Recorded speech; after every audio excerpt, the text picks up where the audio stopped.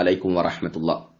ദിക്റുകൾ ചൊല്ലുമ്പോൾ വലത്തോട്ടും ഇടത്തോട്ടും ആടുന്നതും നൃത്തം ചെയ്യുന്നതും പ്രവാചകർ സല്ലല്ലാഹു അലൈഹി വസല്ലം പഠിപ്പിച്ചിട്ടുണ്ട്.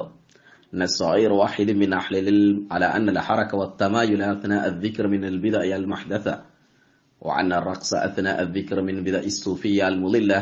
سئل علماء اللجنة هل الذكر الذي يعمله بعض الناس في مصر وأريافها من الدين مثلا يقفون ويتمايلون يمينا ويسارا ويذكرون لفظ الجلالة لا إله إلا الله പോലുള്ളതായ ദിക്റുകൾ ചൊല്ലുമ്പോൾ വലത്തോട്ടും ഇടത്തോട്ടും ചുവട് വെക്കുന്ന താളം പിടിക്കുന്നതായ ആളുകളെ കാണാം.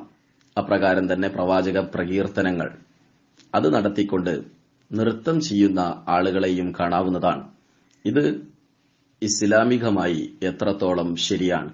ഇത് സംബന്ധമായി ലജ്നത്തു ദായിമ ചോദിക്കപ്പെട്ടപ്പോൾ നൽകിയ മറുപടിയിൽ കാണാം, ഹാദൽ ആമൽ ലാ നഅലമു ലഹു അസ്ലഹ് ഫീ ദീനില്ലാഹ് ബൽ ഹുവ ബിദ്അഹ് വമുഖാലിഫത്തുൻ ലിശർഇല്ലാഹ് യജിബു ഇൻകാറുഹാ അലാ മൻ യഅമലുഹാ വലാ സിയമാ മഅൽ ഖുദ്റ അലാ ദാലിക ലിഖൗലി നബിയ്യി സല്ലല്ലാഹു അലൈഹി വസല്ലം മൻ അഹ്ദഥ ഫീ അംരിനാ ഹാദാ മാ ലൈസ മിൻ വഹുവ റദ്ദ്.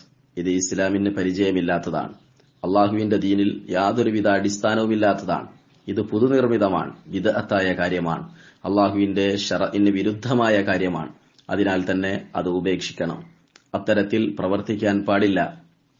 അള്ളാഹുവിന്റെ റസൂല് പറഞ്ഞിട്ടുണ്ട്, ഈ മതത്തിൽ പുതുതായി വല്ലതും ആരെങ്കിലും നിർമ്മിച്ചുണ്ടാക്കുകയാണെങ്കിൽ, പുതിയ രീതികൾ ആരെങ്കിലും ഉണ്ടാക്കുകയാണെങ്കിൽ അത് തള്ളപ്പെടേണ്ടതാണെന്ന് അള്ളാഹുവിന്റെ റസൂൽ പഠിപ്പിക്കുന്നു.